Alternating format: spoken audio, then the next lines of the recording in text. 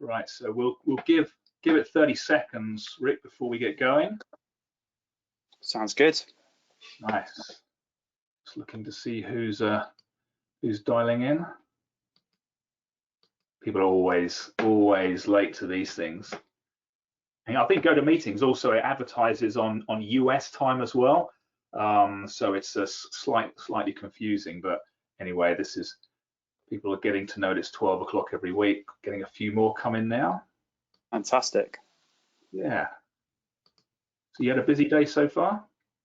Yeah, it's been very busy. Meetings since 9 a.m. Some really cool conversations. So yeah, pretty busy. How about yourself? Yeah, Fridays are always super busy. And then what I find I start to do on Friday afternoon is actually start to think about next week's webinar as well, which, as we spoke about earlier, got Lily Ray coming on. So that's going to be super cool, and it's a really nice addition or layer to this cake. That is the broad core algorithm update. So I think we're 1 minute past now, so I think we're going to get going. So right, so yeah, welcome to another working from home webinar with SEO in the Shed. Jon Earnshaw, the Chief Product Evangelist at Datametrics. Today, really exciting, we're going to be talking about Google's latest broad core algorithm update that rolled out on the 4th of May, which was last week. It seems like a long time ago now. And I cannot think of a better person to invite along to talk about this other than Ric Rodriguez, well known on the SEO circuit. It's probably why we've got so many signups this week. Rick, do you want to just tell us a little bit about yourself and what you do?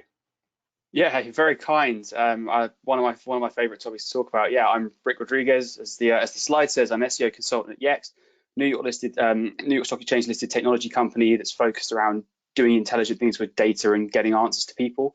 I've been in SEO longer than I'd like to admit, and yeah, mostly agency side, so led teams at networks and independents, etc., as well as working a short stint client side, which was fun too. Fantastic. Well, again, thanks again for your time, Rick. And talking of time, you know, if you've got any questions for us throughout the webinar, then just drop them into the chat. You know, we always welcome those. We've got a lot to talk about today, so we've run out of time. We're going to be on Slack for, say, 15-20 minutes at the end, so you're welcome to join us in there.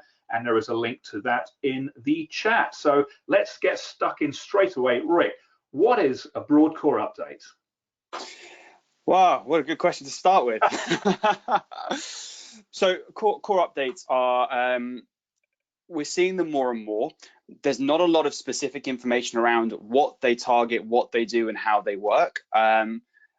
We'll come on to, as part of this discussion, why we think and how they work. But ultimately, they are a changing of the systems that Google has that makes the search results do better things. And that's about as specific as I can be at this point.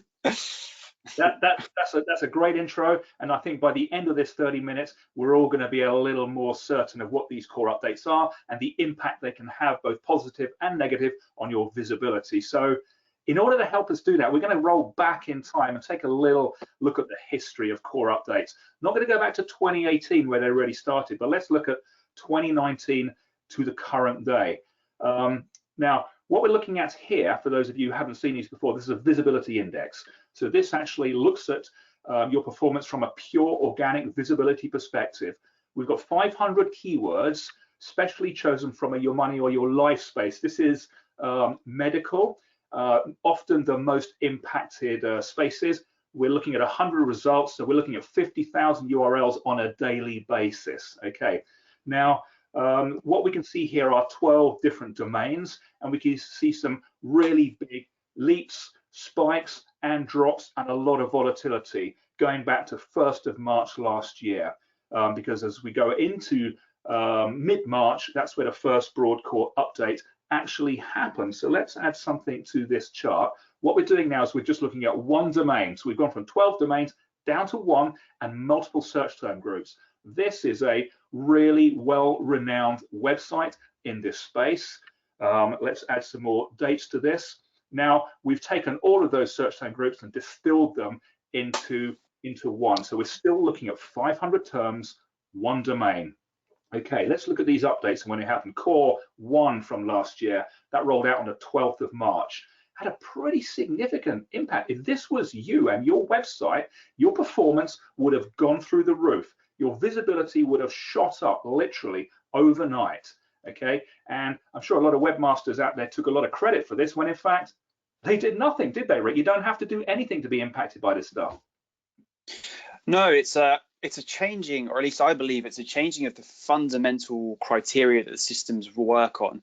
And so it's not a thing where you've done loads of great work and then all of a sudden, not in the way that I'd say a panda or a penguin used to work, where they were rolled out over a certain period. There's just a changing of the criteria, and either you are in line with that criteria, which is great, you go up, or you're not and you go down. And that's just the way these systems work. Absolutely, absolutely. So that was core one. Then look at core two from last year, an absolute monster of an update with a huge shift in visibility. So this company would have lost significant visibility again overnight without doing anything. You don't have to do a thing. Core three, just after that unnamed update in September, that was pretty significant. Then we move into this year. We got that core one there on the 13th of January, and then last week, May the 4th, the core two update. Now, here's an interesting thing. What I did was actually analyze the time differential between each of those updates. Okay, so we had 82 days, and then they started to balance out. So between core two and core three, 114 days, then 111 days, and then 112 days. And given this pattern, Rick, I think it's fair to say that the next one is likely to happen on or around the 24th of August, in about 111, 112 days time. You agree with that pattern? There certainly feels like there's some regularity to this, and if you've worked in the software space, you understand the concepts of like quarterly updates and that side of things. There's sort of ongoing quarterly seasonal releases that improve the product, general quality of life. You change the UX, the UI, etc. And it's not sort of a big feature launch, it's just things that go on in the background. It feels like this is aligned to that. Now, could be barking up the wrong tree here, but the data so far does suggest that these are more aligned to quarterly updates than other updates we've seen before. Absolutely, and I remember saying about a month ago, I think there's another one due any time now, because I was already looking at those days and the pattern. So in terms of impact on a business's visibility, okay, what we did, we're looking at index scores here. So again, this is one major player in a YMYL space. Core one, up 24 index points. That's phenomenal. Okay, core two, 56 index point drop. The only other time you'd see a drop like that is if you had a catastrophic migration. Okay, and we see enough of those. I mean, it's a phenomenal drop just from doing nothing. And then we had a rise of 15 index points, a rise of 6, and a drop of 6. And I tell you what, Rick, I looked at a whole bunch of sites in this space where they were at the start of 2019, up till the end of 2019. And there was lots of rises and falls with those algos, and most of them kind of came out where they were. So how does that work? How does Google decide 1 minute, oh, I like you, you're going to benefit? Actually, I don't like you anymore, you're going to lose out. What are your thoughts on that? I think there's two components here. One, the concept that websites are living beasts, as in the website as audited or as seen by the systems when the update was released in, let's say, core one, may or may not be the same looking website as it was in core three. And I don't just mean that they've gone through a migration and they've changed the aesthetic. I mean, just on a very sort of micro level, specific content tweaks, particular new pages get added and changed, etc. That's one driving force. And the other side of it is the machine learning algorithm, and people change over time, and people's expectations of what is good and bad change over time. And of course, the machine learning models become more and more sophisticated, the better trained they get, the more data they have to process, and the wider the data set. So it could very simply be that what we're seeing is at the start, well, firstly, it could be that none of this is correlated, or this is all correlative and none of this is causative. It's just how the machines are interpreting it.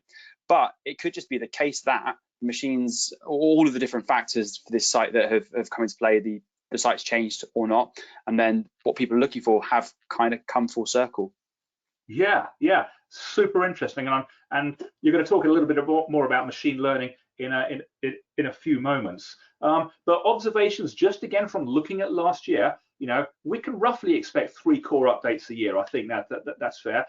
And don't rest on your laurels. Just because you may have benefited from this most recent algo update does not mean you're not going to suffer from the next one. You've got to really stay focused, now more than ever.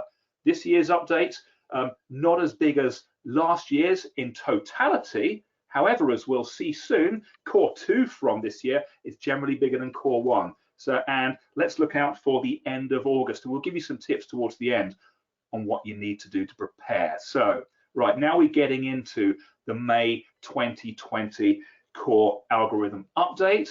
Who did it impact? Well, I can tell you what, I've done nothing, Rick, but look at the data on this for the past week or more since it happened. Finance, massively impacted, huge. I mean, there's some real significant stories out there. Travel insurance, not so affected would be, for example, high street fashion with just little rises in general. Okay, let's take a look at finance. Now, this one, for the people involved, is phenomenal. So we're looking at a bunch of different, about 8 websites here in the US in the credit space.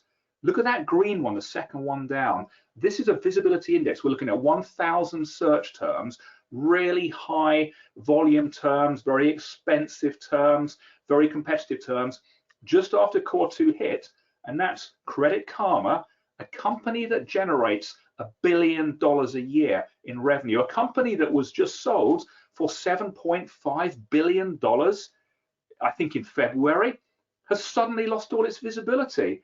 To me, that almost looks like a penalty, but we know it's not. If that was you, you'd think, what's happened? Why does Google hate me? Motley Fool also took a drop there. I just want to go through this quote with you, Rick, before we look at that website in detail. Now, and this is what Google says: there's nothing wrong with pages that may perform less well in a core update. Okay, there's nothing wrong with them, but we're still pushing you down. They haven't violated our webmaster guidelines, nor been subjected to a manual or algorithmic action, as can happen to pages that do violate these guidelines. In fact, there's nothing in a core update that targets specific pages or sites. That says Google. With that in mind, here's Credit Karma. Look at that. How can they feel anything other than they've been targeted? Would you feel targeted if that was you? And what would your thought be if that was your client? So I'm inclined to agree with Google that there is no specific targeting, and in fact, if you believe that the core updates are just new models of machine learning that produce better results getting merged into systems and getting expanded to wider and wider data sets, then actually it can't be targeting a specific thing because the systems are just learning from all of the data that's out there. But what you'll find, I think, is that a lot of sites tend to write similar content the same way and target audiences in the same way. So this business might have content that tries to, it has a theme to it, has not like a topic, but the style of writing and the way they try and connect with people might be one thing. And it might just be that in the places where Google has put them previously, that type of content the systems have determined is not as useful to the users, or users aren't engaging with it. Remember that Google's needs to drive engagement with not only with websites, but actually with its own properties, because if it doesn't continue to drive engagement, then people don't use it, they go off to other places. And we're at a time in the world where it was the fact that people were only ever going to Google for information. And it's not like one big competitor came in and people stopped going to Google and went to competitor A. Google's now in a world where their market share is being eroded on like the micro level. You want flights, you go to Skyscanner. You want taxis, you go to Uber. You don't Google it anymore. Now, there's no single way that Google could produce a single product that would be able to stop that erosion from happening. So they have to improve the sort of core systems to learn what people want and do that at a macro level. The thing is, when you're a site that has content that answers similar questions in a similar way, and that's going to not be what people want, you'll see a much bigger hit than if you were, just trying out one new type of content and that only had one place to be. Absolutely. And, in just a moment, we're going to talk about machine learning. And I want your thoughts on that. But before we do that, I looked at this site because this one fascinates me. And I chose one of their pieces of content that just lost visibility. It went to nowhere. And this was advantages and disadvantages of credit cards. And I read this and I thought, actually, this is good stuff. It was long form, a long page, and it was really beautifully crafted. They'd spent time and effort. And then I took a look in the SERP and I saw one of their competitors who had actually shot up to position 1. And I started reading their content and I thought, well, it's very similar. Maybe there was slightly more of it on separate pages. So then I went back to Credit Karma and I noticed something. Every so often there was an advert, which was obviously an affiliate link to a credit card. Sign up for this deal. A bit further down, sign up for this deal. The one that benefited actually had none of that. It was good and it was clean. I'm thinking, if I was reading the EAT guidelines, would I think that first site, Credit Karma, would I think that's slightly more of a risk financially because I'm going to click on something? Who knows? Maybe I would have done. But machine learning. We were talking about this recently. I'd love to get your thought on these millions of algos constantly learning from our behavior. What all this means. Yeah, well, I make no secret of the fact that the world of machine learning and how that's impacting search is fascinating. I started my career in digital PR and then moved into technical SEO. Started reading the works of Bill Slawski, Dawn Anson, and the stuff they're putting out, and then I was just hooked on the world of IR and machine learning and NLP and all this stuff, and graphs and entity-based search. So machine learning is at the heart of search. There are systems that the way that many of the different components of search works uses machine learning at its core. And when you start to dissect what machine learning is, ultimately it's systems that recognize patterns in data that then change an output based on what the patterns they see are. And either we can tell the system it's a pattern and they get it right or wrong, and they can learn how they get better. Or what we typically see with unsupervised learning is it kind of works out what's good and bad in itself and then refines itself to then be better at the things it thinks are good, or what these sort of things it wants to achieve are.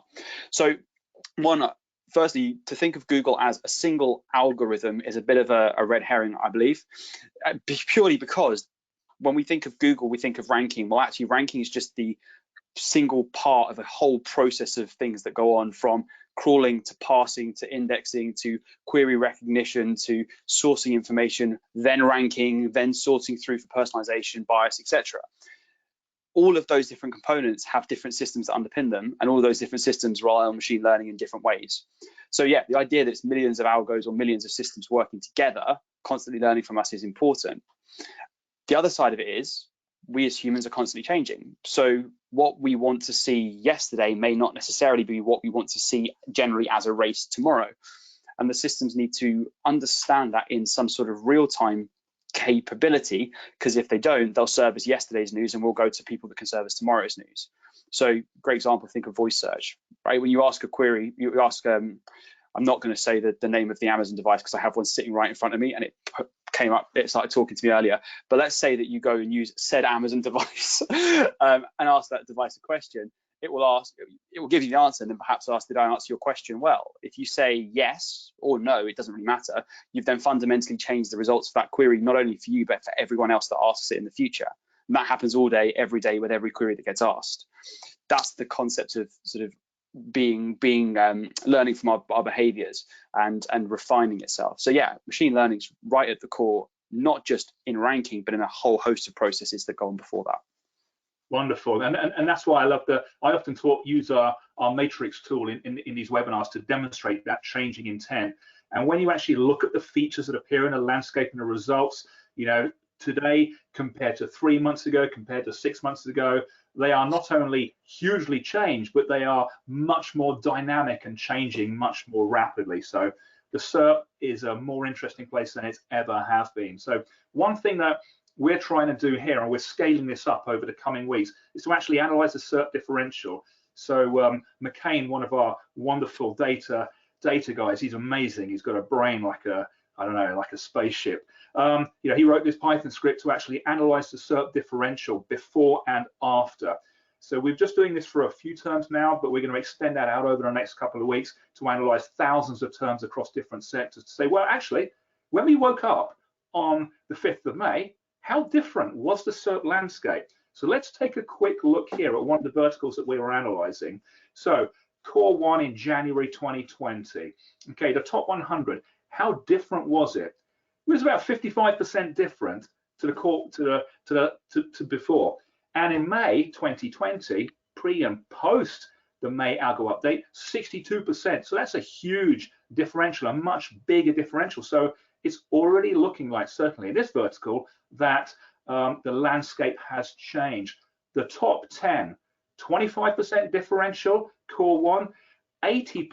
I mean, imagine it's like, you know, we were talking about going into Sainsbury's and looking at shelves, and you're used to the custard there and the tomato soup being there and something else being there. Imagine going in, it's 80% different. But if that 80% difference perfectly matches my shopping list, which is a reflection of my intent, then it's a better place to be. So here's an interesting observation. So you mentioned voice. Love thinking about voice search. What about conversational queries? And okay, obviously, and also the other day we spoke about BERT as well, didn't we? What a fuss was made of BERT, and now everybody's got quiet. It was like, oh, let's get excited. Let's look in the SERP. Maybe we've got time. We'll talk about BERT, but we were looking at longer tail conversational queries, 7, 8, 9, 10 words long, going back over time. This is Delicious magazine, just for conversational queries. Core 1, nothing. And then suddenly, Core 2, they saw a tremendous uplift in performance for the results of those conversational queries. Have a look at these actual queries. Okay, so it's definitely tied to Core 2, the May the 4th update. Of that, there is no doubt. But for the life of me, I can't understand why. Because I looked at their results for regular short tail terms, head terms, and they didn't improve in this way. Any thoughts on that, or is that coincidence? We obviously need to research more. I mean, I always steer away from making specific comments on these kind of things because there's always the argument of causation and correlation. But what I would say is that we think of core updates because with SEOs, we're often focused on ranking. We think of core updates as purely ranking, but what we don't think about are the processes that then get ranking to happen in the first place. So there's the concept of going out and understanding the query, then going out and finding the right documents that match that query, pulling it back and shortlisting them. Then there's the ranking, then there's the secondary factors. When we talk about a core update, it's a core update. So we assume it's ranking, and perhaps Google use the language of ranking sometimes, but actually core updates could happen and impact any part of that cycle. And perhaps in one of the instances here is that the core update has produced or has merged in a version of NLP technology that can better understand queries, hence understand the content on this page, and then as a result deem it more relevant to that shortlisting process to return as a result. That's one interpretation. This is why I love core updates, because they are so literally they are called broad core updates because the impact could be so broad or from so many different places. And it's not just the ranking and the ordering of results, it could be the tech that gets the results there in the first place. I love that you love these updates as well. I'll tell you what, I've been getting up early every day since this happened just to look at this data. I've lost track of everything I'm supposed to be working on. But here's an interesting one. And a shout out to Michael Payne, who spotted this when he was actually analyzing the SERP. And he noticed when looking at finance that Wikipedia suddenly started to not be there. You get used to it. Oh, why is Wikipedia there for these financial terms? Doji candlestick pattern, hanging man forex. I don't understand what this stuff means, but these are trading terms. And suddenly, so created a chart, and yeah, Wikipedia was on page 1 for so many of these terms and just vanished. Does this mean this is a better reflection of intent? I certainly think so. Would you agree? Yeah, I think it's an interesting, and I think, remember, all the way back in 2012, the knowledge graph was heavily based around Wikipedia and Wikidata. Now that the knowledge graph is expanded to anything and everything, and the technology, well, two sides, the technology is getting a lot better to understand what's actually out there, and also more people are adopting things like structured data and technologies and frameworks that are there to help shortcut the learning of search engines and create the triples they need to understand the connections between things. We're starting to see them get better at taking documents that aren't predetermined as a good sources of information and bring those in as actually good sources of information. Now, there's a flip side to this, which is Google's not always right, and it's still analyzing things subjectively based on signals rather than objectively in the same way that we as humans might analyze these things. But it's still doing a better job of working out this document here says these things, that means this thing over here, and I can trust that it's valuable, versus I'm going to default to Wikipedia because I know Wikipedia is on the whole a good source of data to go to. So Google is certainly getting smarter, Okay, so let's just knock this one on the head. Was core 2 of this year bigger than core 1 of this year? Was May bigger than January? It depends who you are. It depends what sector you're in. But in general, yes. Okay. So in terms of fashion, the big winner there was ASOS. They've had their problems, their ups and their downs over the past couple of years. Loser, pretty little thing. They were doing great, but they've actually taken a dent from this. And definitely core 2 bigger. Travel, last minute, up, Skyscanner down, and they've been suffering a little recently as well. Finance, TSB, weren't that strong, but they've actually seen a big uptick. Credit Karma down. Okay, we've got more here. Food retail, certainly there were no major winners or losers there, but we noticed that core 1 was actually bigger, so they've been left alone for now. Electrical retail, Argos, yeah, well done guys, you've had a few challenges. Loser, Best Buy, and 2 and 1 were almost similar, but 2 slightly edged it. Home retail, Homebase, there was another Wayfair as well. They were a pretty big rise. Gumtree lost out. Gambling, how do you tell these sites apart? How does Google, because both of these, you could lose all your money, but Grosvenor Casino's got the thumbs up, a sizable uplift in performance, whereas 888 down. And I looked at both these sites and I thought, well, if I go to any of these, I'm going to end up broke. So I just walked away. So this was a conversation that we had recently. Is this the effect of machine learning pre-corona in a post-corona landscape? What are your thoughts on that? So I do think we need to be careful around, again, correlation, causation, and we don't know for certain. But I have this belief that core updates are ultimately versions of the models that have been tested, have achieved results on a certain sample, have been deemed good enough to merge into the main system to then try on a wider population of results. And if the machine's been trained on data pre-corona and the machines rely on data to understand whether things are good or bad, the changes in what people want in the landscape, etc., could be something that then has impacted the way that this update has manifested on the rollout post launch. Whether that's absolutely the case or not, yet to be seen. I would never be able to give a definitive answer on that. But I think it's interesting that there are certain verticals and certain industries that aren't seeing similar changes, perhaps because they're not seeing the same levels of search data and hence enough to feed the machines, and then others that are, and perhaps you're seeing more aggressive changes.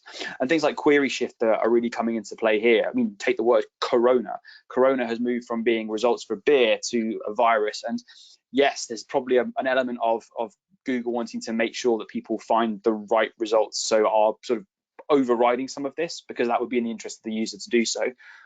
But for related terms and for broader terms, that query shift is happening too. So I liked, the point I think we made before, coming back to saying that search is not a it's not a single moment in time, right?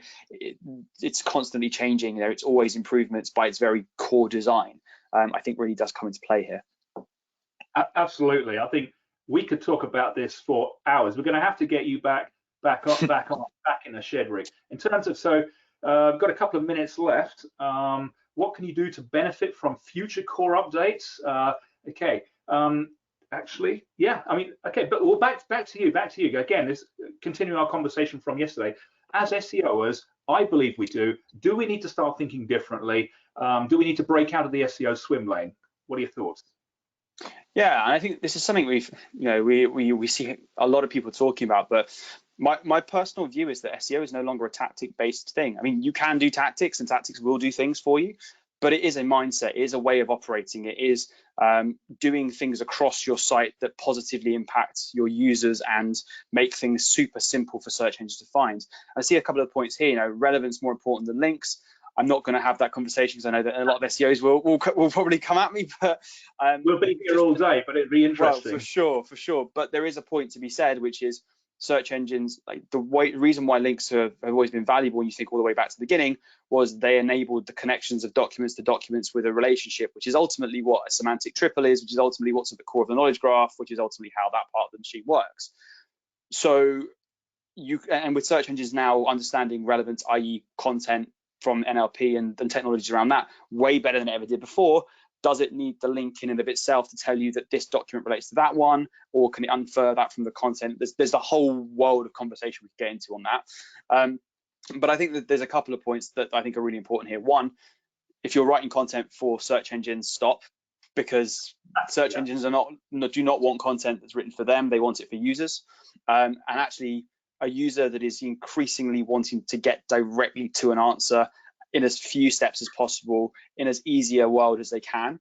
So that's something to consider. And then this whole idea of search being, as a brand, your brand search is just yours. You just by design got it.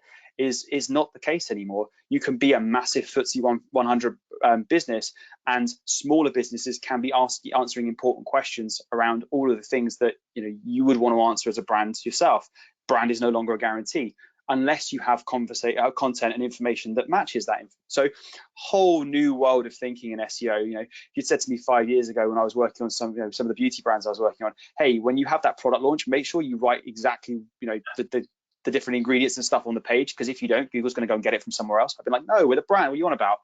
Now that's actually a thing, and a very dangerous thing if you're spending all this money on big TV and advertising just to have someone land on a publication or a site that doesn't talk about you favorably. 100%. This slide alone, this content, we could have a whole new show on. But the world of search is changing, and it's up to us as SEOs to start using a different language so we can start to communicate through higher levels within all of businesses. Okay, so just in terms of summary, what now? If you have been impacted, traditionally some people might say you may not recover until the next update, but I say whether you have or whether you haven't, really look at your content and start to think about the August update. If it does happen in August, are we really listening to our consumers? Are we getting inside their minds? Are we understanding intent? We've talked about intent a lot, in these webinars, and I think we must never move away from that. Okay, Google's quality raters guidelines, the 168-page document. I'm sure, Rick, you got a copy under your bed, as I have. Yeah, you need to read that. We're going to talk about that next week when Lily Ray comes on, because she's got a copy that she carries with her everywhere. Okay, read Google's updated blog post. That's an absolute must. Focus on that stuff. Let's wait for a couple of weeks until all this beds down. Don't just rush in. Don't make that mistake of thinking, oh my God, it's all changed.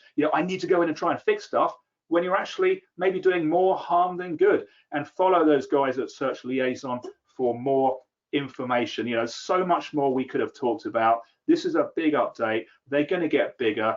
Rick, thank you so much for your time and coming on today. Thank you for having me. It's been great speaking to you. Awesome. And we're definitely going to do this again. I would say, guys out there, thank you so much for tuning in as always. Don't forget, next Friday, same time, same place. We got Lily Ray coming in at 12, and Rick and I will be around on Slack if you're not rushing out into the sun. So thanks again. See you all next week. Thanks, Rick. Thanks, everyone. Thank you. Yeah.